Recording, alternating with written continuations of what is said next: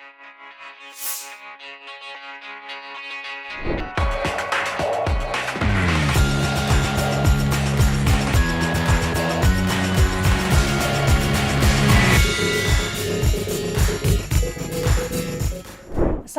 warahmatullahi wabarakatuh. Selamat berjumpa di Realita TV di acara Sarinya Berita Sarita. Kali ini kita akan membahas, Anda pasti sudah bisa menebak ya, kira-kira apa tema atau pembahasan kita kali ini. Yang pasti bukan tentang Undang-Undang Cipta Kerja, karena kalau diperhatikan di berita-berita online itu berita tentang Undang-Undang Cipta Kerja sudah hilang. Entah kemana. Kemudian demonya juga sudah tidak ada. Jadi semua diganti dengan berita tentang Habib Rizik Syihab. Entah ini ada apa sebenarnya ya, kok kayak mau perang begitu ya sampai TNI turun. Nah seperti apa? Kalau kalian menganggapnya seperti apa? FP ini harus diapakan? Apakah harus dibubarkan seperti kata Pangdam? Atau dibiarkan saja? Boleh ditulis di komen ya. Sambil kita juga akan diskusi dengan narasumber yang sudah terhubung ini. Saat ini ada Profesor Jimli Asidiki. Assalamualaikum Prof. Ram. Ya, Prof Jimli ini ketua MK ya, mantan ketua MK. Pokoknya banyak mantannya dia di sini. Mantan ketua MK, mantan penasehat Komnas HAM, ya kan? Mantan ketua umum ICMI. Masih. Oh, kalau ketua umum ICMI masih ya. Belum. Tapi panjang 6 bulan ini nggak pada mau Munasnya minta dimundur 6 bulan. Ya udahlah. Jadi masih ini ya, masih injury time. Lagi cari ini, mungkin Rocky Gerung kali yang akan. Kalau itu saya nggak mau jadi mantan tuh, saya mau terus. Kemudian juga ini penasehat KPPU ya, sekarang ini bukan mantan. Iya. Penasehat. Oh Pak, KPPU masih, wah itu bagus betul. Katanya tadi kita ngobrol sebelum taping Kak Rocky, habis ngurusin iblis politik, sekarang ngurusin iblis usaha ekonomi begitu ya, Prof. Wah itu iblis paling licik di situ tuh. Tapi tadi katanya lebih bising ini iblis kekuasaan karena pakai toa. Oh, ya, iblis kekuasaan 24 jam operasinya. Pakai toa. Kalau pakai baliho lain lagi. Nah itu kita bahas sekarang. Iya, dan selanjutnya ada member kita ini ya, Kak Rocky Gerung. Halo Kak Rocky, terima kasih bergabung lagi ya. Enak-enak pagi-pagi. Ya nih. Selanjutnya nanti katanya ada Haris Azhar, katanya mau gabung, tapi dia masih di luar kota, tapi usaha katanya nanti mau masuk. Kita tunggu saja ya. Kita langsung mulai, saya ke Prof Jimli aja ini ya dulu. Prof, ini ada apa sih sebenarnya kalau melihat fenomena Habib ini? Karena kan katanya Habib ini pidatonya, ceramahnya penuh provokasi begitu katanya kan ya. Bahkan Prof juga pernah posting kan di Twitternya ya bagaimana ceramahnya Habib ini. Tetapi kalau dilihat tindakan dari pemerintah juga tidak kalah juga semakin panas kan situasi dengan TNI turun dan lain sebagainya. Benar. Jadi suasananya kayak perang. Dan perangnya ini sudah terjadi mulai dari 2000 berapa ya, Pilgub, Pilpres gitu. Terus sampai sekarang nggak selesai-selesai dan nampaknya akan terus sampai 2024. Jadi ini tidak sehat gitu. Padahal mestinya ada healing, ada unifying seperti pidato Joe Biden. Jadi saya bilang, waduh, ini kalau Joe Biden sudah dilantik nanti, jangan-jangan 1 tahun pidato dia efektif itu. Mempersatukan, menyembuhkan, dan bahkan dampaknya bisa juga ke Israel dan sebagainya. Sedangkan kita, ini urusan Habib Rizik, sudah 3 tahun nggak selesai-selesai. Malah mau dipelihara sampai 2024. Tapi bagaimana begini? Jadi ini sudah ya jawab jinawab, ya kan? Dialektikanya ya perang, sedang perang. Susah direkonsiliasikan, agak susah. Jadi udah hitam putih. Jadi tidak ada lagi yang di tengah. Yang di tengah itu artinya bisa dimusuhi dua-duanya. Di kanan dimusuhi, di kiri dimusuhi. Tapi itu akal sehat. Logic power dan moral power itu sebetulnya akal sehat yang akan membawa orang pada healing proses. Ini kan hanya dinamika politik sesaat sebetulnya. Yang kita perlukan sebagai bangsa, sesudah dinamik ini kita mesti bersatu, apalagi ada pandemi, dampak greater depression sesudah pandemi ini tidak terhindarkan. Plus ada potensi perang dunia ketiga, malah kita perang sendiri. Ya kan? Nah, jadi bukannya malah berpartisipasi mendamaikan dunia atau ikut perang, malah kita perang sendiri. Saya rasa ini yang sedang kita hadapi sekarang. Saya ini menarik, Prof. Kali ini. Prof, menarik. Tadi katakan bukannya healing tadi, menyembuhkan gitu ya, malah memelihara begini. Ini sebenarnya kalau Prof Jimli yang memelihara ini siapa sih? Oh. Ya semuanya. Jadi menikmati menikmati suasana ini dengan ya dengan tegang. Kalau saya melihat dari luar atau saya lihat dari atas, misalnya kita Isra Mi'raj gitu ya. Maksud saya, Isra itu merenung secara individual. Mi'raj naik ke atas langit, melihat bagaimana dinamik kehidupan kita ini. Ya lucu-lucu aja ini. Ini kan proses pematangan kita berdemokrasi. Saya rasa begitu saya melihatnya. Maka saya agak enteng. Kadang-kadang ngeritik kanan, kadang-kadang ngeritik kiri. Karena memang dua-duanya kalau lagi perang, panasnya itu sama-sama tidak rasional. Termasuk Habib Rizik, pidato dia yang kemarin terakhir itu, kan bahaya itu. Sudah ngomong lonte lagi. Oke, istilah potong leher lagi. Tuh, kalau bicaranya internal zaman dulu sebelum ada medsos itu mungkin tidak apa-apa, tapi sekarang ini dalam 5 menit sudah tersebar. Nah, itu kan memprovokasi ya masyarakat yang sudah emosional makin emosional, dan ini tidak sehat. Nah, ini kalau Kak Rocky melihat seperti apa nih Kak Rocky? Memang ya provokasi seperti itu, tapi memang dipelihara kalau melihatnya seperti itu Kak Rocky? Ya, saya kira kita hari-hari ini sudah masuk pada pertengkaran politik yang paling buruk gitu. Karena nggak ada abstraksi, nggak ada keindahan di dalam retorika, nggak ada kemampuan untuk menyusun argumen itu. Padahal dulu kita bertengkar mendirikan negara ini itu dengan argumentasi, dengan duel argumen. Sekarang duel sentimen, dan kita tidak punya kemampuan lagi untuk mengintelektualkan politik, dengan akibat semua orang merasa bahwa perang itu artinya to be or not to be itu. Padahal ini bangsa sendiri, masa bangsa to be or not to be kan? To be or not to be kalau kita berhadapan dengan bangsa lain. Jadi seolah-olah pengkubuan antara istana dan Petamburan itu jadi soal yang harus diselesaikan, siapa yang harus tersingkir, siapa yang harus tampil. Ini buruk sekali, narasi kita juga buruk. Saya kira betul tuh analisa dari Prof Jimli. Saya anggap Prof Jimli dia masih ketua Mahkamah Konstitusi, yang lain cuma penggantinya aja, dan tidak setara dengan prestasi Jimli Hasidi. Karena diskursus intelektual itu berhenti itu. Nah, sosial media itu kompor yang paling enak untuk menghidupkan bara yang sebetulnya harus kita padamkan. Jadi saya menganggap ini tahap kita belajar bahwa berpolitik itu artinya duel argumen, bukan teriak-teriakan pakai sentimen tuh. Tapi nggak mungkin kebayang, sekali ini Kak Rocky, duel argumen yang bagaimana nih kalau menghadapi FPI? Kalau Kak Rocky sendiri melihatnya FPI ini harus diapakan? Mau diajak argumentasi atau apa begitu? Saya ingin lihat Habib Rizik membaca seluruh soal ini dan dia bikin refleksi gitu. Supaya dia bisa tampil sebagai pemimpin, bukan sekedar front pembela Islam, tapi front pembela Indonesia misalnya. Sehingga narasinya jadi lebih lebar gitu. Tentu Habib belajar tentang real politics. Tapi komposisi di dalam perjuangan politik kan tidak bisa terlalu eksklusif gitu. Nah, ini sebetulnya yang sedang diamati juga oleh dunia internasional. Karena saya anggap semua perubahan politik di Indonesia itu tidak lepas dari faktor internasional. Jadi saya melihat tadi bahwa Petamburan itu adalah sebuah peristiwa itu. Nah, peristiwa ini mesti kita tafsirkan di dalam momentum apa peristiwa ini bisa efektif.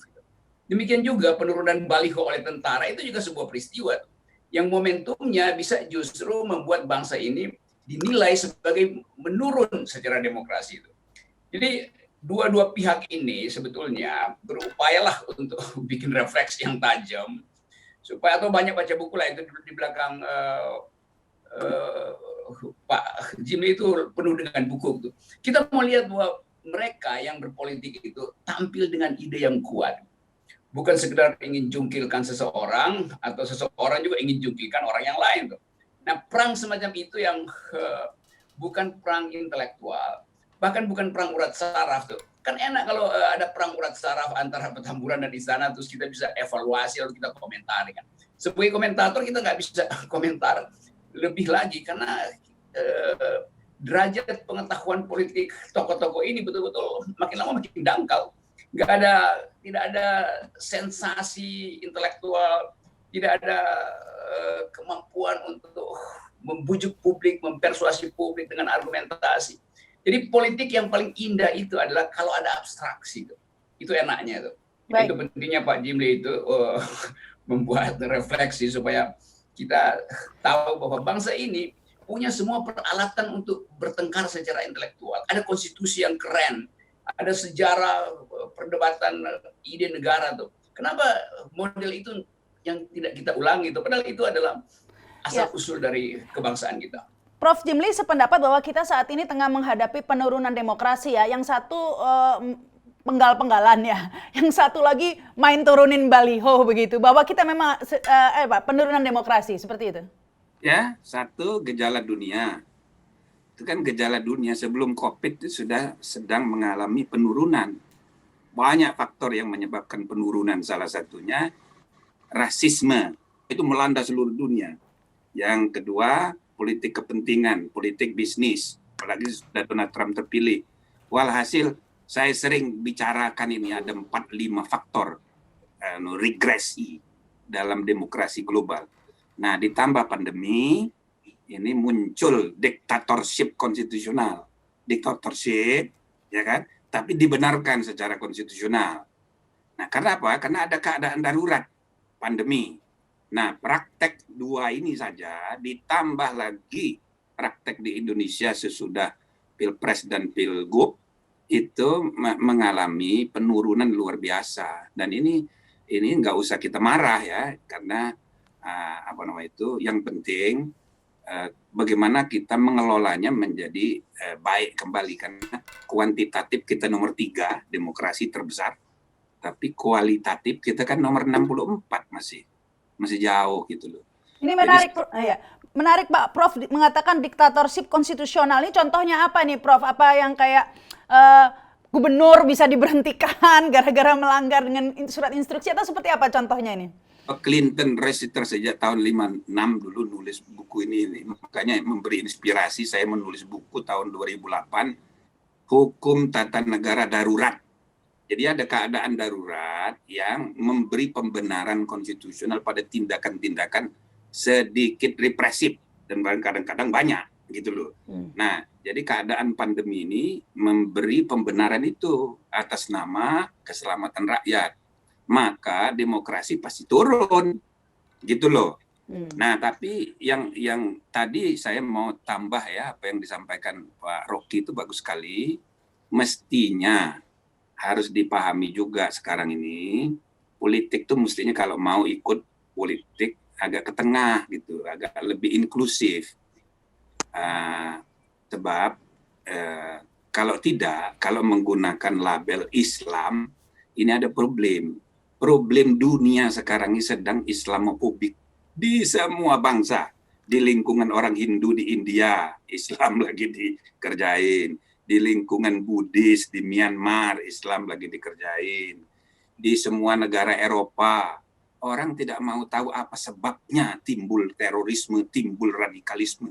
Yang penting anti radikalisme. Bahkan diberi pembenaran atas nama kebebasan berpendapat untuk menghina orang Islam.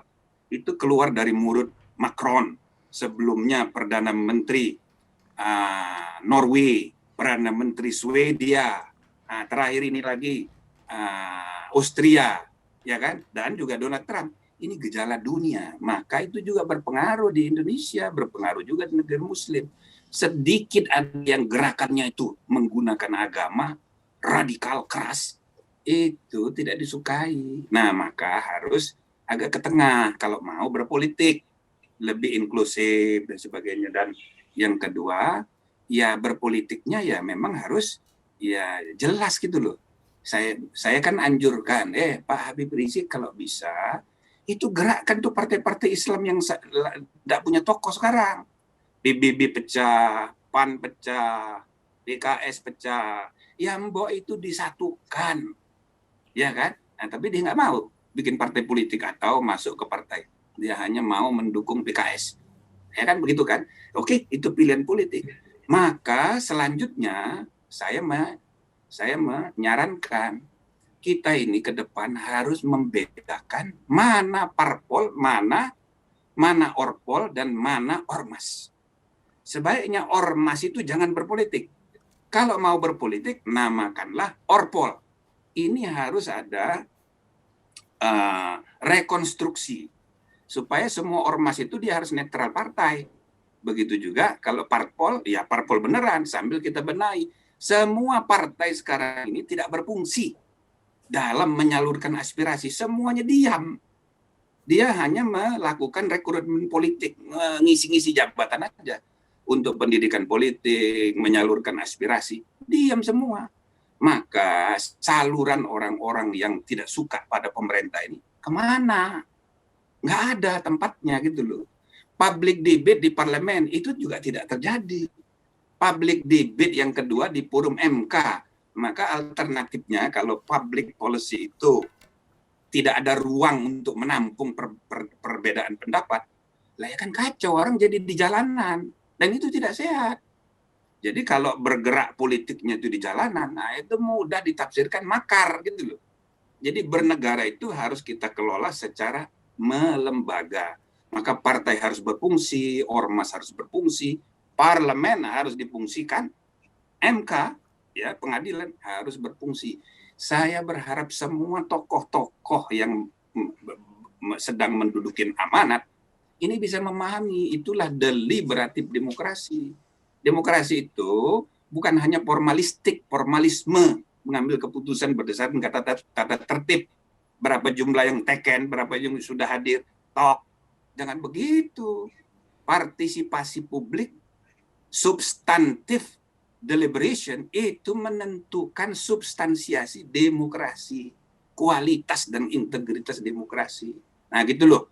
Nah, jadi mudah-mudahan pengalaman Undang-Undang Cipta Kerja, pengalaman Undang-Undang Minerba, pengalaman apalagi Undang-Undang KPK, itu cukuplah jadi pelajaran. Kan kita kan harus membina negara ini tahap demi tahap, makin bermutu dan makin berintegritas. Kira-kira begitu. Ya, baik. Saya ke Kak Rocky ya. Tadi ditekan harusnya berpolitik itu ke tengah begitu. Jadi timbul pertanyaan, kok ini bukannya ke tengah, ini semakin dipertajam begitu ya. Banyaklah kok teori konspirasi, kayaknya ini ada bohir yang memang mengatur begitu ya, agar memang ada dua kubu untuk dibenturkan atau dimainkan sewaktu-waktu. Ya, bohirnya namanya akal bulus. Ya. Emang itu yang kita bulus sama akal pulus. Akal fulus. Sehat yang kalah. Akal fulus di dalam politik berubah jadi akal bulus itu. Jadi saya kira yang terjadi sekarang kan kirim-mengirim sinyal untuk 2024 itu. Seolah-olah apa yang berhasil dikuasai hari ini itu bisa efektif di 2024. Padahal politik ini makin lama makin cair dan makin banyak faktor yang masuk. Karena soal global politics, soal perubahan orientasi beberapa negara Arab terhadap Amerika. Ada yang akhirnya mesti pro-Israel hanya untuk dapat senjata dari Amerika itu. Amerika punya kepentingan baru untuk menentukan apakah Indonesia proksi dia atau proksi Cina itu. Jadi ini faktor-faktor yang mempercepat kekasaran politik dalam negeri. Saya sebut aja kekasaran, menjadi kasar politik dalam negeri. Termasuk istana. Tadi Pak Jimli mengatakan bahwa ada desain politik deliberatif. Tetapi Presiden justru memakai influencer, memakai booster untuk mengucapkan politiknya. Jadi booster ini juga adalah perusak demokrasi itu. Kenapa nggak pakai suara partainya sendiri atau suara pendukungnya? Karena juga partai-partai pendukung istana mulai makin pragmatis gitu. Satu-satu mulai mencari kesempatan untuk ambil untung sebesar-besarnya karena menganggap politik nggak bisa tiba di 2024. Jadi tata bahasa kita ada di situ tuh. Semacam arogansi lalu oportunisme tumbuh di mana-mana. Mestinya Presiden Jokowi juga sebut aja misalnya seminggu sekali atau 2 minggu sekali kasih public address tentang deliberative democracy itu.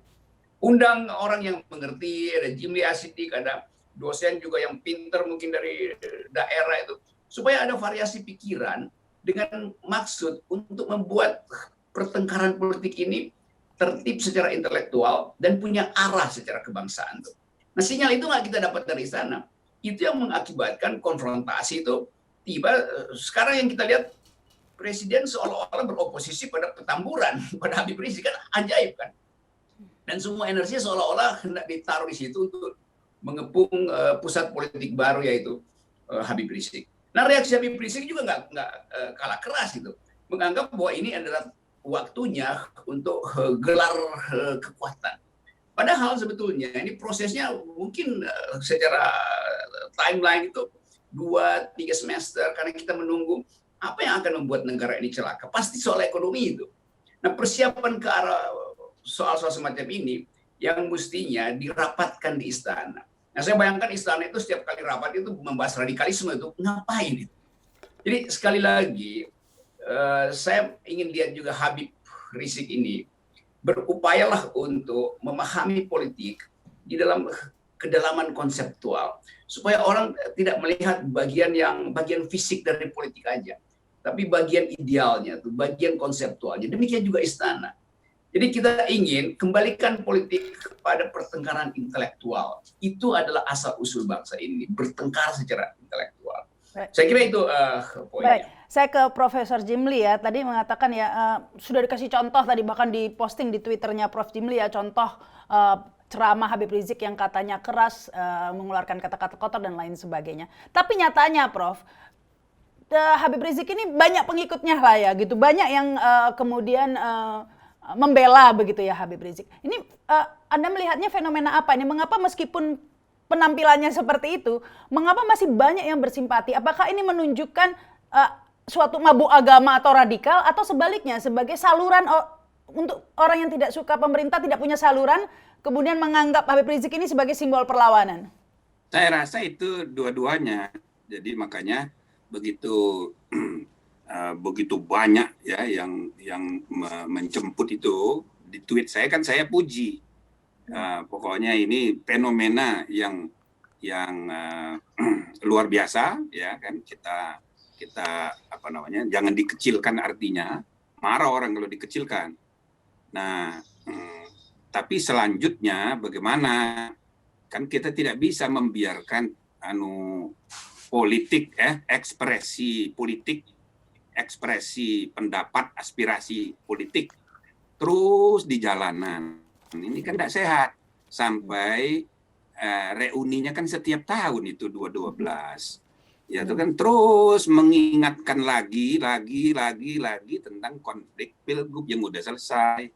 Jadi saya sarankan jangan lagi pakai reuni-reunian.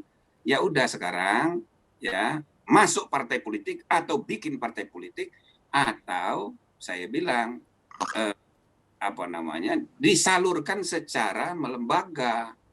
Nah, melalui judicial review, perdebatan di DPR, datangin partai-partai sambil membantu partai-partai itu memfungsikan dirinya.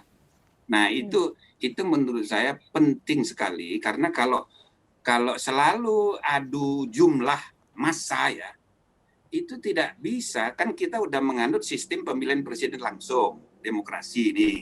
Nah, presiden itu tidak bisa lagi diberhentikan tengah jalan. Sebanyak-banyaknya Anda kumpulin massa 10 juta, kan lebih banyak pemilih presiden waktu pilpres. Maka presiden pasti dia mudah menjawabnya, lebih banyak kan pendukung saya kok. Gitu loh. Nah, jadi jangan orientasi jumlah lagi, tapi orientasi perdebatan substantif di ruang-ruang sidang.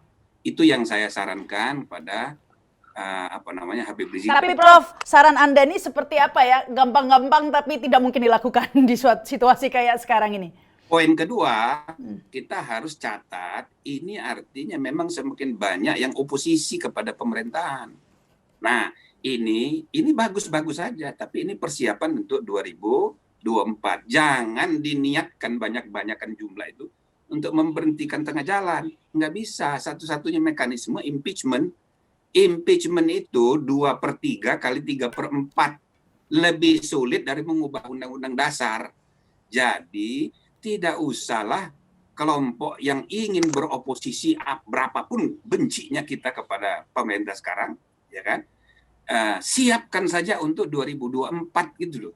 Jadi jangan diekspresikan dengan maksud menjatuhkan. Nah, tapi kritiklah itu tadi kebijakan-kebijakannya, ide-idenya. Walaupun kita harus maklum juga tingkat peradaban kritik dan tingkat peradaban menerima kritik kita masih rendah. Ya. Itu sebabnya waktu di zaman saya ketua MK itu pasal penghinaan pada presiden dalam KUHP kita coret dan kita ubah menjadi delik aduan. Artinya seorang presiden ya kalau tidak boleh dihina, tapi kalau dia dihina itu pribadinya yang merasa terhina. Institusi presiden tidak punya perasaan. Tidak bisa presiden sebagai institusi merasa dihina. Kalau dia merasa terhina, artinya itu pribadinya. Maka dia harus mengadu. Nah, itulah sebabnya SBY dan Ibu Ani dulu ngadu. Ya, kita ubah. Bukannya boleh menghina presiden. Tidak boleh. Tapi itu bukan delik biasa, tapi delik aduan. Supaya petugas di lapangan tidak menafsir sendiri bahwa presidennya sedang terhina. Orang ditangkapin semua. Nah, sekarang ini ternyata ada undang-undang ITE yang bisa dipakai untuk itu. Jadi petugas itu menafsir sendiri ketersinggungan dari presiden. Ini merusak demokrasi. Maka pasal penghinaan presiden itu dengan sadar kita putuskan inkonstitusional. Walaupun di Eropa masih ada pasal kayak begitu.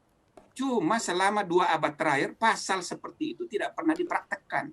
Jadi kalau orang demo, mahasiswa demo, itu putu ratu, putu raja diinjek-injek. Zaman dulu itu penghinaan, sekarang nggak ada lagi yang baper. Gitu loh. Jadi tingkat peradaban menerima kritik, kita ini masih baper. Yang kedua, cara mengkritik pun masih pribadi. Masih badannya, masih fisiknya, belum idenya. Jadi memang ini adalah tantangan sendiri bagaimana meningkatkan kualitas peradaban demokrasi kita. Peradaban kritik, peradaban menerima kritik, ya, supaya lebih substansial seperti sarannya Rocky Gerung tadi. Ya, ini yang tampaknya agak jauh ya, Kak Rocky ya, karena kalau kritik ya katanya mau suruh adu argumentasi tadi katanya, itu bagaimana mungkin contohnya di Undang-Undang Cipta Kerja ya, boro-boro argumentasi, kita tahu semua prosesnya seperti apa, bahkan banyak yang mencederai akal sehat lah ya. Katanya yang belum lagi yang berubah-ubah, ini sudah tidak bisa lagi adu argumentasi saya kira, siapapun juga seperti itu. Jadi apakah Kak Rocky juga sependapat ya jika kemudian menentang seperti kata Profesor Jimli tadi, reuni 212 katanya nggak ada gunanya. Apakah itu satu-satunya saluran menjadi satu-satunya saluran yang masih tersisa bagi publik ya untuk menyuarakan ketidaksetujuannya? Karena saluran lain ini kan sudah mampet semuanya. Ini berawal dari pandangan politik Presiden Jokowi yang menganggap bahwa Indonesia tidak memerlukan oposisi. Itu dia ucapkan. Akibatnya orang menganggap Presiden sedang membangun satu etalase politik yang mengharamkan perbedaan pikiran. Jadi publik kemudian merumuskan bahwa ketidakadilan berkumpul setiap hari menumpuk di WA mak-mak. Jaringan LSM menilai bahwa orang-orang sekitar presiden tidak bisa memberi nasihat pada presiden. Sehingga timbul semacam kesimpulan bahwa memang sedang terjadi saling amputasi dalam rejim. Seluruh kasak kusuk istana dengan mudah diketahui oleh publik. Karena ada orang yang juga membocorkan keadaan di istana. Jadi dengan mudah kita lihat desain kekuasaan di istana itu berantakan. Karena itu kemudian timbul psikologi publik bahwa ini nggak akan nyampe 2024 itu. Jadi psikologi ini ditakuti oleh istana, lalu istana kirim sinyal kekerasan tuh. Jadi ini semacam ngomong di ruang tertutup sehingga echo chamber itu membuat kita bising. kita nggak bisa dengar lagi harmoninya di mana. Yang ada kakofoni itu, semua orang berisik tapi nggak ada partitur. Nah ini yang mesti diselesaikan. Karena itu saya menganggap bahwa diperlukan perluasan sebut aja kritisi yang mampu untuk mengorkestrasi Indonesia melalui partitur argumen. Saya belum melihat Habib Rizik masuk di situ. Mungkin beliau lagi berusaha. Saya nggak lihat Pak Jokowi mampu mengubah cara berpolitik dengan sekedar mengandalkan buzzer-buzzer yang nggak bermutu ini. Jadi seluruh orkestrasi kita sebetulnya lagi masuk pada jebakan senarnya putus atau tuts pianonya retak segala macam. Saya mungkin akan melihat dalam 2 minggu ini ada perbaikan di dalam model kita bertengkar. Jadi cuma soal cara bertengkar yang sehat sebetulnya.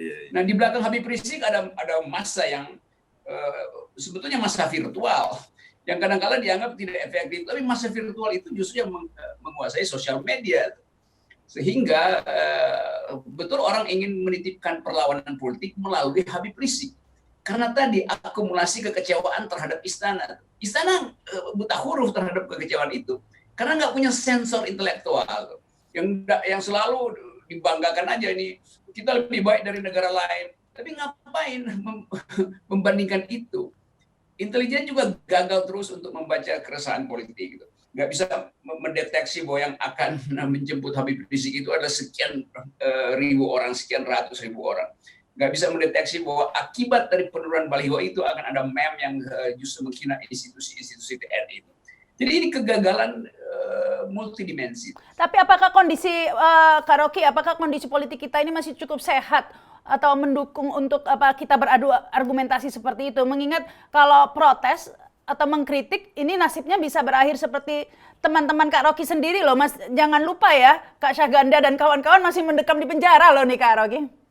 Itu kan dungunya pemerintah begitu kan. Kalau Habib Rizik pulang misalnya tanggal 10, tanggal 9 borgolnya Syahganda dilepas, itu nggak akan seheboh ini. Kan orang tetap melihat bahwa pemerintah percaya bahwa pertandingan politik bisa diselesaikan dengan argumen. Tapi memborgol manusia yang berpikir itu pemburukan politik luar biasa tuh. Nah, dendam kemudian berkumpul di sekitar borgol itu tuh. Habib Rizik pulang, terhubunglah elemen itu tuh. Itu semua satu bawah sadar politik yang terucap karena kekuasaan menghalangi pikiran. Ini baru sekarang nih ada rejim yang anti pikiran itu soalnya tuh. Ya ini apakah mungkin ya Profesor Jimli jika kemudian pidato Habib Rizik yang dinilai keras begitu dijawab dengan baliho-baliho menurunkan TNI ya, bukan Satpol PP loh ya. TNI menurunkan baliho, mengancam akan membubarkan lain sebagainya. Apakah mungkin ini kondisi sehat yang seperti Profesor Jimli ungkapkan tadi? Ya ini kan soal manajemen aja ini sebetulnya. Manajemen komunikasi bukan hanya verbal tapi juga dengan aksi. Jadi sebetulnya kalau ada rapat, ya kan, lalu digerakkan Satpol PP yang bekerja, itu kan bisa. Tidak perlu Panglima tampil di media gitu. Walaupun bisa saja usulnya dari Panglima, bisa saja, tapi di rapat aja. Nah, jadi dalam prakteknya itu urusan Satpol PP saja. Jadi koordinasi antar instansi menggerakkan roda organisasi itu kan soal manajemen itu sebetulnya. Tidak menimbulkan masalah menjadi melebar. Nanti ini urusannya jadi TNI kok. Ya kan jadi macam-macam lah akibatnya. Nah, jadi saya rasa ini sekali lagi soal manajemen dan soal komunikasi. Begitu saya kalau saya melihatnya. Dan yang kedua, bagaimanapun ya dalam demokrasi itu kita memang masih terganggu saja dengan istilah oposisi. Ini kan budaya kita ini kan tidak demokratis. Kita kan budaya masih kerajaan. Makanya politik dinasti di mana-mana. Dulu waktu milih Republik di tanggal 10 Juli 45 itu ada voting yang memilih Republik 55 orang, yang memilih kerajaan 6 orang. Tidak banyak pasal Undang-Undang Dasar yang diputing. Salah satunya memilih Republik itu. Ada 6 yang milih kerajaan. Maka kalau tahun 45 sebelum diputuskan bikin referendum dulu, belum tentu Republik menang loh. Karena rakyat nggak kenal apa itu Republik. Nah, kalau rakyat ditanya di desa-desa, jangan-jangan kerajaan yang menang. Karena itulah pengetahuan umum, perilaku umum, budaya politik kita kerajaan. Sampai sekarang. Nah, jadi kita ini harus mengawal republik demokrasi ini dengan sistem, ya kan, check and balance. Itu bukan hanya dalam fungsi pemerintahan kekuasaan, tapi juga dalam social checks and balances. Maka dua golongan berpendapat berbeda itu penting. Jadi apapun istilahnya, apakah kelompok pengimbang, kelompok oposisi, gabungan koalisi pemerintahan dan non pemerintahan, dan dua-duanya harus difungsikan. Kalau dua-duanya tidak difungsikan, tidak ada saluran. Nanti salurannya jadi di jalanan, dan itu merusak. Gitu loh. Jangan dibiarkan ini mekanisme pengambilan keputusan terus di jalanan ini, ya kan? Nah, itu yang salah siapa, Prof. Jimli? Kan nggak bisa disalahkan rakyat juga jika memilih saluran di jalanan karena memang nggak ada salurannya. Nah, makanya yang tanggung jawab itu negara. Negara harus memahami ini. Dan negara menurut saya nggak usah takut. Tidak usah ada lagi mau harga mati kayak mau ada. Negara itu pasti menang kalau konflik dengan rakyatnya. Karena struktur sistem bernegara itu kalau difungsikan pasti menang. Jadi tidak usah takut dijatuhkan hanya gara-gara demo.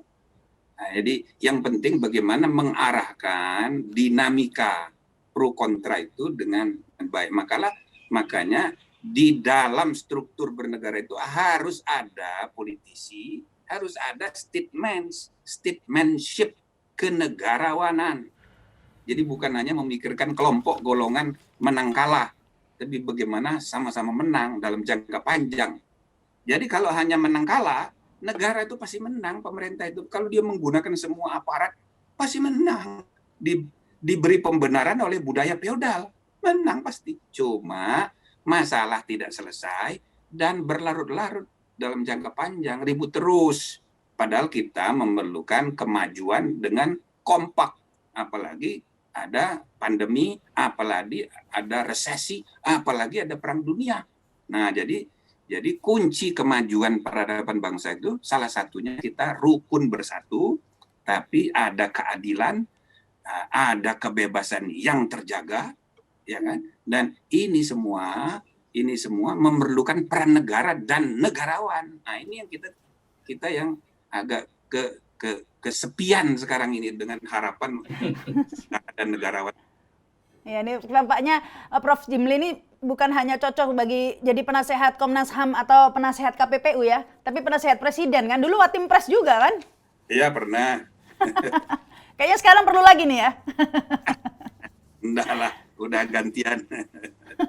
Ya, Kak Rocky, yang terjadi saat ini ya, kalau Kak Rocky melihat FPI ini harus diapakan begitu, karena semua orang ini jadinya sekarang ini ngurusin Habib Rizik ya, kan udah ada memenya kan, Pangdam ngurusin Habib Rizik, Menko Polhukam ngurusin Habib Rizik, parlemen yang ngurusin rakyat ini siapa sampai gitu kan memenya ya. Nah ini kalau menurut Kak Rocky harusnya bagaimana ini?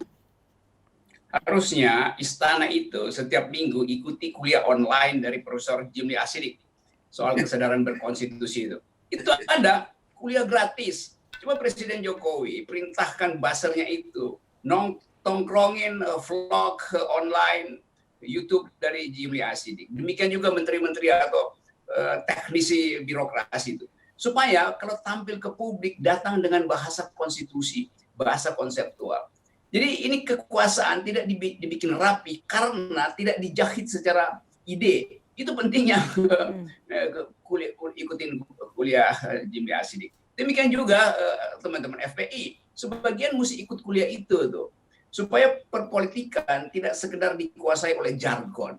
Jadi saya ingin lihat itu harus dimulai dengan presiden. Coba presiden ucapin satu kalimat yang sedikit bermutu minggu ini, kita nggak pernah dengar ada kalimat bermutu. Jadi menteri-menterinya juga begitu kan, berupaya untuk kirim sinyal bahwa masih setia pada presiden dalam upaya untuk dapat keuntungan jabatan sebesar-besarnya. Tapi di bawah dia saling amputasi kan. Kabinet itu kerjaannya adalah saling mengincar dan kalau bisa saling mengamputasi kebijakan. Itu terbaca jelas di dalam penampilan publik istana. Jadi akibatnya orang percaya bahwa ada istana alternatif yaitu Petamburan tuh. Itu terjadi karena psikologi tadi, duel psikologi. Dan kita nggak bisa cegah itu. Karena hak publik untuk mengatakan, ini udah 7 bulan, ekonominya menurun terus, bansosnya terus-menerus diucapkan, padahal bansos itu cukup sekedar buat pencitraan istana tuh. Itu sudah jadi keputusan publik. Publik juga melihat bahwa presiden tidak bisa keluar dari pengaruh oligarki politik, apalagi oligarki ekonomi. Jadi injustice itu mendorong orang untuk mencari pusat kekuasaan baru. Maka tibalah pikiran itu di Petamburan. Habib Rizik menerima itu sebagai berkah. Karena momentum ada tuh. Sehingga semua orang berpikir dengan adanya Petamburan, maka politik tidak perlu lagi diuji di 2024. Kalau bisa diuji 2 minggu ini. Nah itulah pertentangan frustrasi itu kan akhirnya. Jadi istana harus bisa membaca undercurrent politics, arus bawah politik. Tidak bisa lagi dibaca dengan bentakan-bentakan atau pidato presiden. Itu soalnya. Nah kalau Kak Rocky Jadi melihat, ikuti kuliah Jimli Hasidik setiap minggu. tapi tambah satu lagi nih Kak Rocky, kalau Anda melihat ini istananya tidak bisa membaca, tidak mau membaca, atau memang sengaja dibikin seperti ini kondisinya untuk memetakan pemilih ya di 2024 ya, karena kan memang ada segmen masing-masing kan ini. Kita tahu segmen nasionalis. Dalam keadaan krisis nilai, krisis value, krisis democratic values, istana mestinya bagi dua. Ada kabinet yang bicara soal teknis, ada kabinet yang bicara soal etis. Soal teknis itu orang nggak peduli lagi. Gitu. Yang soal etis ini yang justru tidak dieksploitasi oleh istana. Itu aja prinsipnya. Coba undang aja beberapa senior wartawan yang kritis pada istana, tapi dengan gagasan yang kuat. Beberapa intelektual yang oposisi tapi dengan gagasan yang kuat. Presiden lakukan itu pertemuan rutin 2 minggu sekali, sehingga terbaca bahwa presiden sedang mengubah format politik dari yang teknis ke yang etis. Kan itu nggak terjadi. Sementara Petamburan justru dinilai sebagai menghasilkan politik etis, tapi dengan fasilitas yang masih konvensional, yaitu demo, rahim massa segala macam tuh. Jadi inilah kekacauan di desain kultur politik kita tuh. Baik, Profesor Jimli, saran Anda seperti apa nih buat rakyat yang tidak puas dengan perasaan mungkin tidak adil, ya sebagian rakyat ya, karena rakyat yang lainnya terutama buzzer mungkin merasa ini semua adil dan tidak ada masalah begitu, tapi banyak juga yang tidak puas begitu ya, Prof. Ini harus apa yang mereka lakukan begitu ya, karena sepertinya gaya berpolitik pemerintah ini tidak akan berubah. Kita tahu ketika Undang-Undang Cipta Kerja masukannya dari bukan hanya yang di jalanan, Prof. Itu akademisi, profesor-profesor semua ngasih masukan juga dicuekin tuh. Jadi terus harus gimana rakyatnya nih, Prof? Ya pertama nggak usah putus asa, pokoknya perjuangkan aspirasi dengan menyampaikan ide-ide, itu terus saja kita bebas bersuara, tapi suarakan ide. Nah itu jadikan kebiasaan. Yang kedua, ini kita sedang menghadapi soal yang semua fokusnya ini, memang ini agak kecepatan, tapi apa boleh buat, semua orang berpikirnya sudah 2024. Maka semua aspirasi politik yang berkenaan dengan pergantian kekuasaan itu arahkan ke 2024 aja di pemilu. Termasuk juga mempersiapkan capres bagi yang punya aspirasi untuk itu. Nah, yang terakhir, yang ketiga, bagaimana kita berhubungan dengan medsos. Saya sarankan kita jangan membenci siapapun gara-gara medsos. Tapi juga jangan mencintai siapapun gara-gara medsos. Karena medsos ini begitu bebasnya, terbukanya, dan semua orang seolah-olah bisa menyembunyikan identitas, pada enggak. Dan sehingga semua orang berani. Maka yang hujat-menghujat ini, itu semua orang dan kepada semua hal. Kalau soal agama, bukan hanya agama Islam, Nabi Muhammad, Al-Quran yang dihina orang. Semua agama, semua kitab suci dihina, langsung atau tidak langsung. Ceramah-ceramah yang tadinya internal, tiba-tiba masuk di YouTube. Ceramah mengenai ini, mengenai itu, mengenai Trinitas. Coba bayangkan kalau orang non-Muslim, orang Kristen mendengar itu, membaca itu kan jadi sakit hati juga. Nah, yang tidak pernah kita bayangkan, 87% penduduk Indonesia ini Muslim, ya kan? Nah, yang memberi apa ke dalam medsos itu 87% juga. sebanyak yang menghina Nabi Muhammad, sebanyak yang menghina Al-Quran, sebanyak yang menghina Islam, lebih banyak yang orang non-Muslim itu dihina secara langsung dan tidak langsung. Artinya, saudara, kita nggak usah baper di medsos itu. Jangan kita membenci kelompok orang, seorang gara-gara medsos. Sebaliknya juga jangan mencintai. Dan ini harus kita siap. Jadi jangan front pembela Islam makin garang karena Islam dihina. Lalu kalau ada tokoh Islam tidak membela, ini dianggap ini kok tidak membela orang yang... Nah, jadi makin rusak komunikasi publik kita. Jadi saran saya terakhir ini, mari kita hidup di tengah kebudayaan medsos ini dengan tidak baper. Itu, terima kasih. Iya, iya, ini saran Profesor Jimli ya, Kak Rocky, tidak baper, tapi sebenarnya yang baper ini bukan hanya masyarakat juga ya, pemerintahnya juga baper ya, kita tahu. Jadi tidak perlu juga mengambil tindakan khusus diprogramkan untuk melawan, gitu kan? Jadi pemimpin itu 3 pekerjaan: 1 system building, 2 effective communication, 3 role model. Pertama fokus tata sistem, karena the rule of the system itu yang harus diajak kita bikin. Kita ini kan giliran orang menjabat itu. Paling hebat kan 10 tahun. Kalau biasa-biasa aja 5 tahun. Kalau lebih jelek 5 tahun bisa berhenti. Jadi kita ini harus orientasi sistem building, mewariskan sistem. Yang kedua, komunikasinya mesti efektif, mencerahkan, ya, mendidik bangsa. Bukannya saling maki-memaki. Dan yang terakhir, role model harus jadi uswatun hasanah. Jadi contoh gitu loh. Jadi pemimpin itu bedakan dengan politisi biasa. Ya, the one who must know the way, shows the way and goes that way. Kalau politisi, terutama di Afrika sana, biasanya politician does not know the way, but shows the way, and he does not go that way either. Nah, itu politisi di Afrika. Tapi kalau pemimpin harusnya the one who knows the way, shows the way, and goes the way. Jadi teladan. Dan jangan terlalu banyak ngomong. Semua orang jawab jinawab, disikat secara retorika. Padahal nggak ada yang dikerjakan dalam sistem building yang diwariskan pada generasi berikutnya. Dan tidak bisa dijadikan teladan.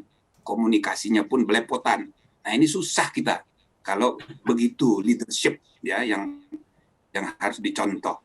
Saya kira itu saja. Jadi ini satu lagi jangan ini. baper, itu bukan hanya kepada masyarakat, juga semua.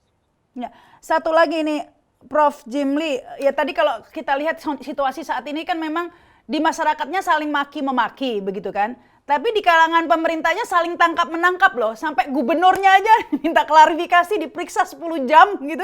Hampir 10 jam. Katanya mau dipidana soal ini. Timbul anggapan seperti itu. Ini pesan yang sangat tidak baik, Prof. Apakah memang sebagai pakar hukum tata negara itu? Ya, silakan. Ya, jadi kalau sudah banyak kekeliruan gitu, jadi keliru semua gitu loh. Ya, ini TNI. Jadi tapi ini cara kita membacanya, membacanya ini adalah bagaimana pejabat pusat itu beroposisi dengan Anies, karena Anies belum apa-apa sudah dipersepsi oleh masyarakat gubernur rasa presiden. Jadi ada semacam perlawanan menuju 2024. Jadi sudah tidak lagi normal gitu loh. Maka kalau misalnya seorang presiden marah-marah, maka itu diterjemahkan oleh bawah itu dengan kreativitasnya diri, termasuk memanggil-manggil itu, padahal itu tidak pada tempatnya. Jadi udah komunikasi ini udah rusak. Jadi ya merembet-rembet ke kiri ke kanan dan sebagainya. Nah, jadi kalau mau dibetulin, ya sebetulnya rekonsiliasi, duduk bareng, saling mendengar. Jadi gini ya, orang berbeda pendapat tuh ada 3. 1, karena perbedaan data atau informasi. Nah, ini bisa didudukkan. Kalau datanya disamakan, beres. Yang kedua, orang beda kepentingan. Semua orang tuh punya kepentingan. Tapi kalau duduk bareng, dibicarakan, lihat kepentingan lebih besar dan lebih luas, maka orang juga bisa ketemu. Yang ketiga, sudut pandang. Nah, ada yang lihat dari atas, lihat dari bawah, lihat dari kanan. Itu semua ini mempersepsi kebenaran dari segi grup WA-nya sendiri-sendiri. Ya nggak akan ketemu. Maka kuncinya bertemu, saling dengar. Nah, 3 ini masih bisa kita selesaikan kalau ada kemauan untuk menyelesaikan perbedaan. Cuma 3 hal ini kalau diiringi dengan kebencian dan permusuhan, selesai. Tidak bisa dipertemukan. Intinya sekarang ini sudah penuh dengan kebencian antar kelompok dan permusuhan menuju 2024. Itulah yang saya tadi bilang, kuncinya itu statesmanship. Menarik ini. Menarik ya, beda diri mestinya. beda data, beda sudut pandang, beda kepentingan ya. Kalau Kak Rocky ditambahi pasti beda akal sehat. Ya, Harusnya itu yang sama. beda akal juga penting itu, beda akal juga repot kalau beda akal. Ini sudah gabung juga di Kak Haris Azhar. Aduh, lama banget gabungnya nih Kak. Ya, meskipun nggak ngikut. Sisanya kasih Haris aja ya. Tunggu sebentar emang. Haris aja. Boleh duluan, saya sebentar, coba silakan. Iya, pasti meskipun nggak ngikutin diskusi pasti sudah tahu ya kita kira-kira kita ngomongin apa nih. Nggak lain dan bukan pasti ngomongin Habib Rizik ini. Semua ngomongin Habib Rizik. Silakan ini. Ya, kan orang pada banyak yang nyinyir, tapi sebetulnya senang nggak senang postulatnya ada di Rizik Syihab seminggu atau 10 hari terakhir. Dan postulat itu nggak cuma di soal pembicaraan, tetapi dia berdampak pada soal kekayaan pebisnis sosial media juga menikmati. Yang ketiga juga ada mobilisasi orang gitu. Jadi waktu diprotes bahwa Rizik Syihab itu menghalangi orang yang buka warung, tetapi juga ngasih rezeki banyak orang. Tapi intinya saya bukan mau dukung atau mau enggak, cuman saya begini, saya nggak seneng fenomena Rizik Syihab dan juga soal FPI dan ketegangan itu jadi masalahnya semua orang.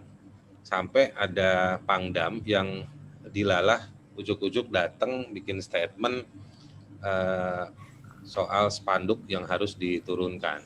Saya mau melihat bahwa sebetulnya masalahnya bukan di soalnya si Rizik Syihab versus TNI versus Pak Dudung, Pangdam atau siapapun.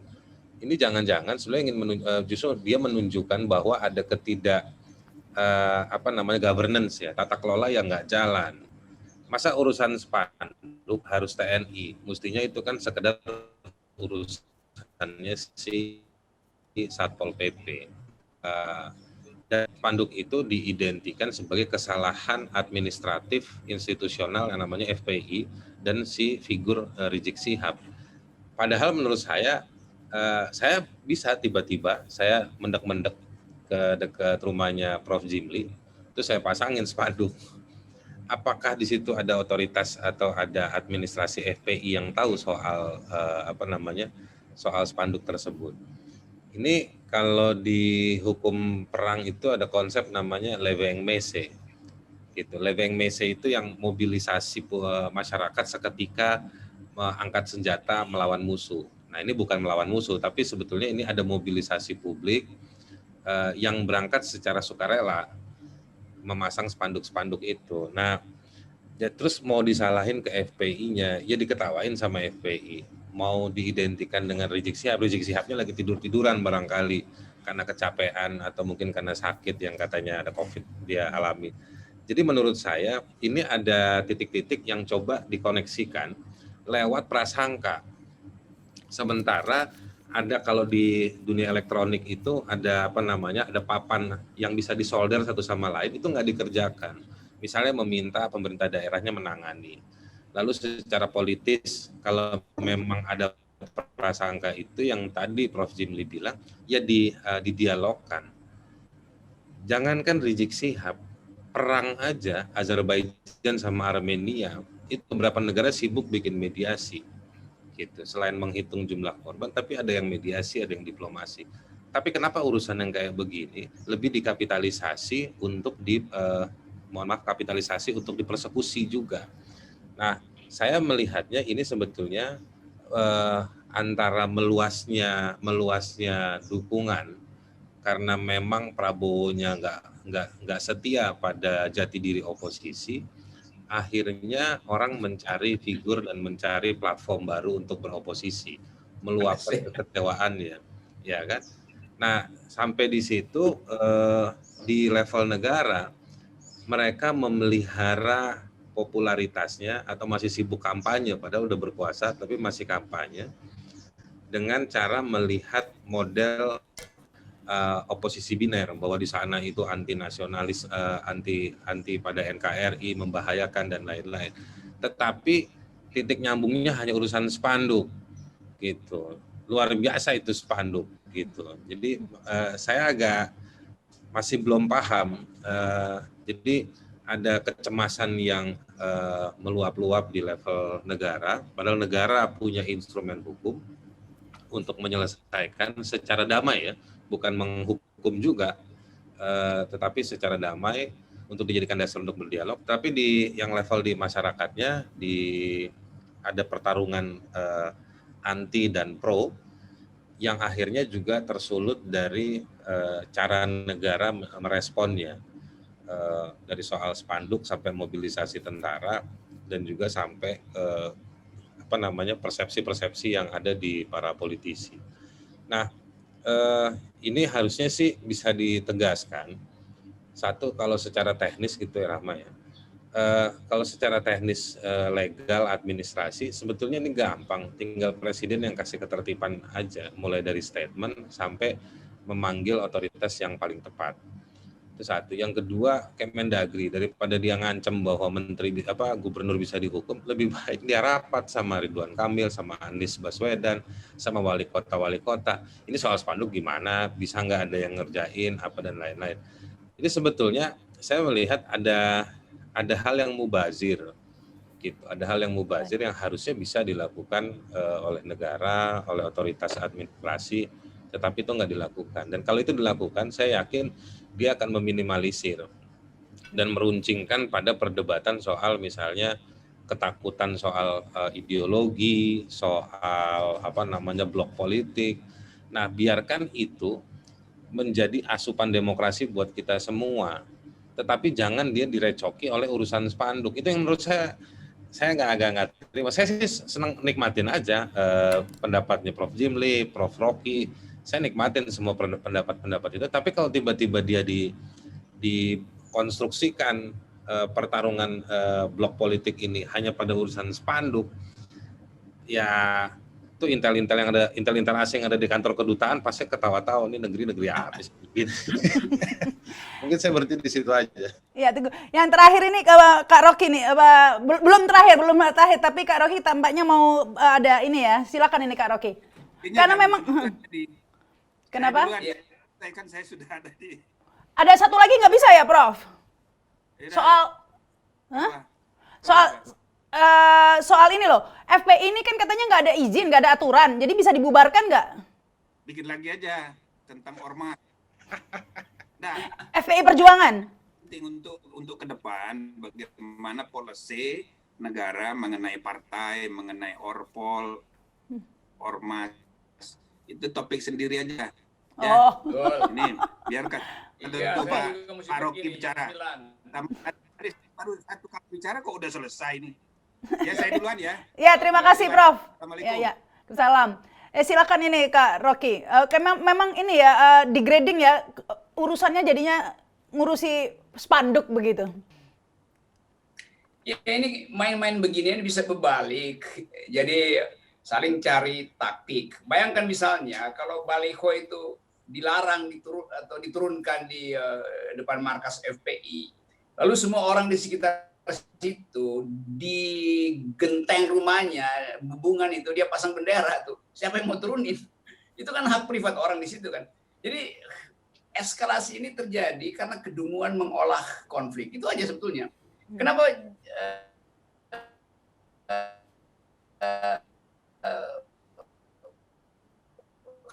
Habib Rizik jadi pusat Putus. perhatian karena di korupsi bisa digogok gitu. Jadi moral orang di ke situ di Petamburan itu aku aja bahwa Habib Rizik harus belajar untuk memperlebar diksinya sehingga nggak terus-menerus balik pada soal agama itu memperburuk citra dia. Justru dia sudah punya tabungan moral yang bagus. Sekarang dia perluas pengetahuannya, spektrum politiknya diperlebar supaya tidak menjadi eksklusif. Itu yang sebetulnya hendak dicapai oleh politik pemerintah, mengeksklusifkan Habib Rizik pada soal agama. Jadi jangan Habib Rizik terjebak di situ justru tuh. Itu aja poin usulan saya begitu aja. Ya, kalau istana ya udah itu nggak ketolong mau dikasih vitamin apapun udah kebal terhadap akal sehat. Jadi udah biar istana memburuk terus-menerus. Jangan keburukan itu justru dieksploitir dengan kalimat-kalimat yang tidak cerdik dari teman-teman di FPI. FPI pasti cerdas untuk membaca politik, tapi kecerdikan itu juga diperlukan supaya tidak terjebak dalam permainan buzzer dan influencer istana. Tapi saya ke Haris Ashar ya, tidak bisa dipungkiri juga ini apa yang disampaikan Habib Rizik itu juga provokatif juga loh Kak Haris ya. Kan tahu ya video-videonya soal penggal kepala, ini segala macam. Ini kan wajar kalau TNI kemudian harus karena ini kan dia tokoh panutan begitu. Wajar dong ada kekhawatiran akan menimbulkan ketidaktertiban. Ya, kalimat-kalimat itu yang provokatif semua ada sarana untuk diselesaikan. Maka tadi saya bilang nggak serta-merta harus tiba-tiba TNI turun tangan, mobilisasi panser, pakai seragam lengkap, nurunin spanduk-spanduk itu. Ujaran-ujaran yang provokatif segala macam itu ada eskalasinya. Eskalasi untuk menanganinya itu ada, caranya ada, otoritas yang berwenangnya juga ada. Saya bukan mau simplifikasi, tetapi memang simple. Secara tahapan, persoalannya manusia di balik tahapan itu ada nggak yang bisa ngerjain. Jangan sampai di negeri ini kita bisa bikin tahapan tapi nggak bisa nyiapin orangnya untuk ngerjain tahapan gitu. Kita bisa bikin pemilu tapi kita nggak bisa nemuin presiden, kan juga lucu misalnya kayak ya kan. Nah, jadi ini yang problem kita, cerdas menemukan, karena kita semua cepat nge-googling untuk menemukan tahapan tapi nggak bisa menjalaninya. Dalam kasus soal Rizik Syihab, FPI, statement-statementnya dan lain-lain, dalam beberapa hal juga saya melihat ada bungkusan-bungkusan yang bukan datang dari mereka, tetapi penilaian datang dari luar yang akhirnya menjebak mereka juga, gitu. Jadi menurut saya nggak rumit lah. Persoalannya memang mengerikan.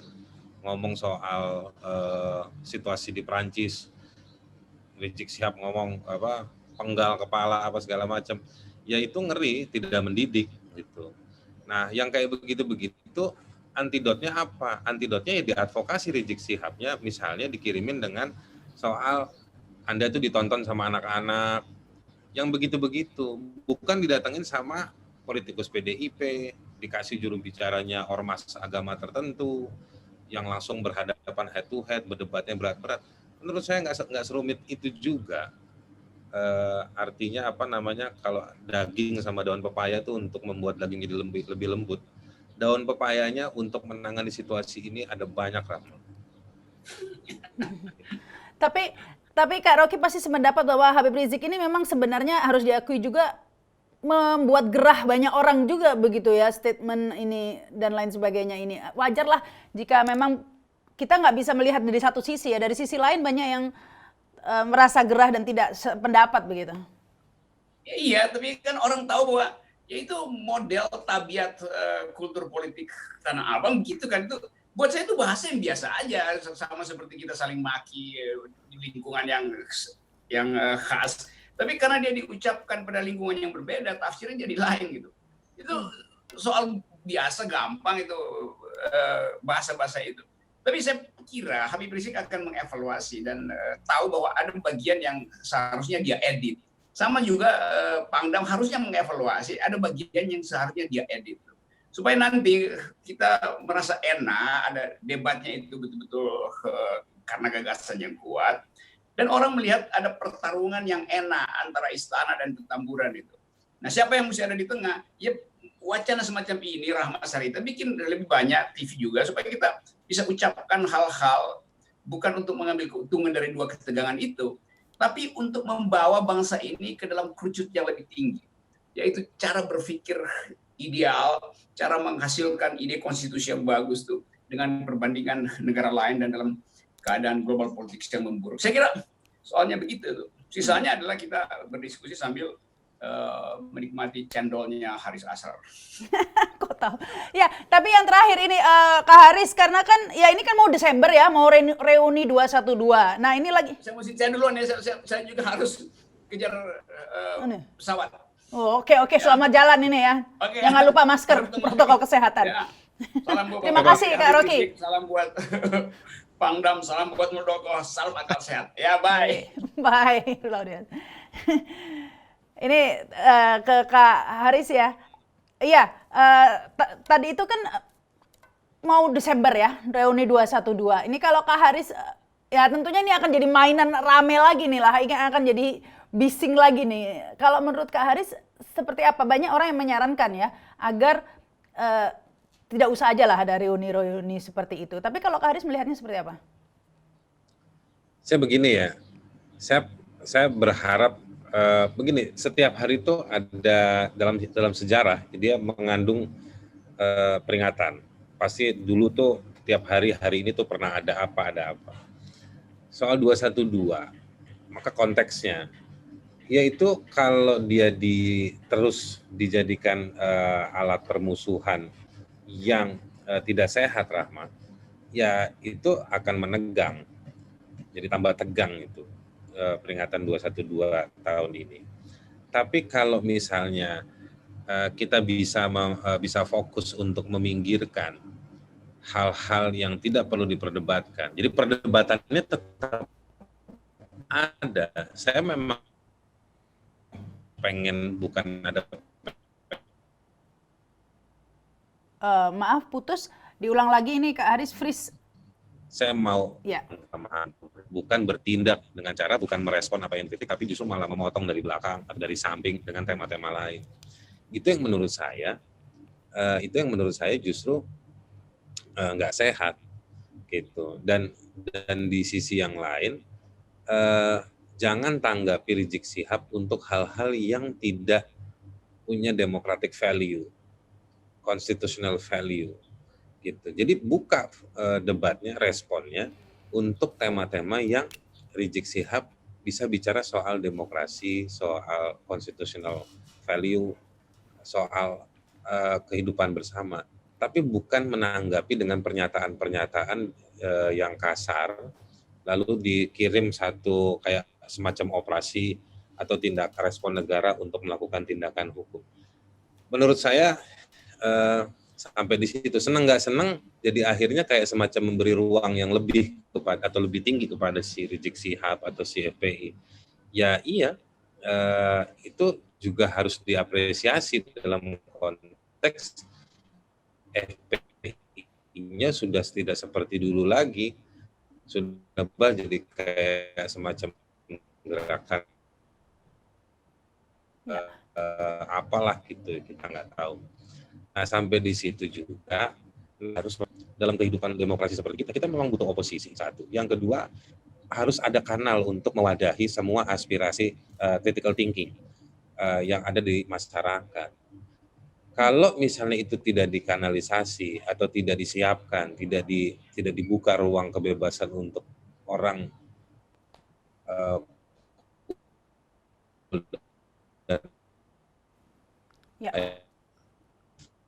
terputus Kak Haris.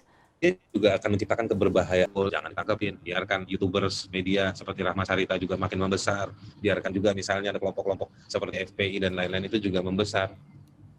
Dalam konteks diuji ketertiban bahasanya, alam pikirnya, dan ekspresinya supaya lebih baik. Bukan terus kemudian dicari celahnya lalu dihukum.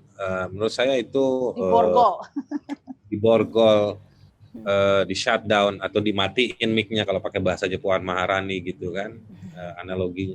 Menurut saya yang begitu-begitu nggak bisa. Tapi memang dengan cara merespon dengan bahasa yang baik, mengajak untuk menjawab si Rizik Syihab dan aliansinya dengan hal-hal yang berisi substansial, itu juga otomatis mendidik kelompok tersebut, mendidik si FPI, mendidik si Rizik Syihab. Kita nggak ngeladenin yang dia bicara soal beheading atau potong kepala, kita nggak ngerespon soal dia bicarain, tapi ayo kita bicara soal-soal yang konstitusional, yang demokratik, begitu-begitu. Jadi yang nggak ada value-nya jangan diladenin. Tapi Kak Haris ini juga melihat tanggapan yang berlebihan ya dari pemerintah ini, terus terang dampaknya kita tahu bahwa salah satunya isu yang lain jadi tergeser gitu kan ya. Sudah tidak ada lagi orang memperdebatkan Undang-Undang Cipta Kerja, bahkan demonya aja nggak ada, sudah selesai begitu. Apakah ini memang ada orang yang mengambil keuntungan dari kepulangan Habib Rizik ini? Ya pasti ada yang nikmatin juga di dalam pemerintah, bahwa di ruang publik misalnya pembahasan RPP ya, mungkin Rahma juga udah banyak dengar ada pembahasan banyak RPP untuk Cipta Kerja itu. Itu juga jadi sepi perhatian. Kan karena armada media juga terbatas. Jadi apakah ini ada sengaja memang dibesar-besarkan begitu tanggapannya? Ini conjuncted factor saja sih. Jadi berbagai faktor yang saling ketemu dan ada kenikmatan. Sebetulnya di dalam pemerintah juga ada yang menikmati. Si Rizik Syihab pulang ini juga ada yang menikmati. Di dalam kelompoknya Rizik Syihab juga ada orang yang terganggu dengan Rizik Syihab pulang gitu. Misalnya gitu. Barangkali jadi repot, jadi tambah. Jadi semua nggak plak-plakan hitam putih, nggak juga begitu. Baik. Yang terakhir ini mungkin ya saran ini Kak Haris ya, agar karena kalau dari tadi dialog argumentasi dan lain-lain, tapi tampaknya saat ini memang saya nggak ngebayangin ini seperti apa akan berdialog dengan Habib Rizik dengan gayanya seperti itu begitu, ataupun juga dengan pemerintah yang bahkan mengatakan rekonsiliasi apa, kita nggak mau rekonsiliasi kok. Jadi kayaknya akankah ketemu ini dua kubu ini? Saya mengimajinasikannya bukan dialog yang duduk dalam satu meja besar kayak konferensi meja bundar gitu, bukan. Saya berimajinasinya tentang ya di ruang publik, kanalnya Rahma Sarita dan beberapa teman yang lain jadi penting. Dalam artian ya dialognya di situ secara tidak langsung, mereka menyampaikan apa, direspon oleh negaranya soal apa gitu. Jadi ada hal yang harus direspon, ada hal yang tidak perlu direspon. Ada hal yang harus direspon secara hukum, ya nggak apa-apa. Artinya misalnya begini nih, misalnya Rizik Syihab mau gugat negara soal A, silakan. Negara juga mau mempermasalahkan soal apa pajaknya Rizik Syihab, silakan juga gitu. Dan tetapi bukan harus dicari-cari, spanduknya diturunkan, ya terus di blamingnya ke arah Rizik Syihab. Rizik Syihab-nya kan ketawa-ketawa. Jadi harus orangnya tepat, mekanismenya tepat. Masalah yang mau dipermasalahkan juga sangat profesional dan proporsional. Jangan kemana-mana. Nah sisanya, ayo kita saling lempar isu, pemerintah menjawab, pemerintah lempar isu, yang FPI menjawab. Yang menjawab juga nanti bukan cuma FPI, bukan cuma Rizik Syihab, yang lain-lain juga bakal menjawab. Gitu.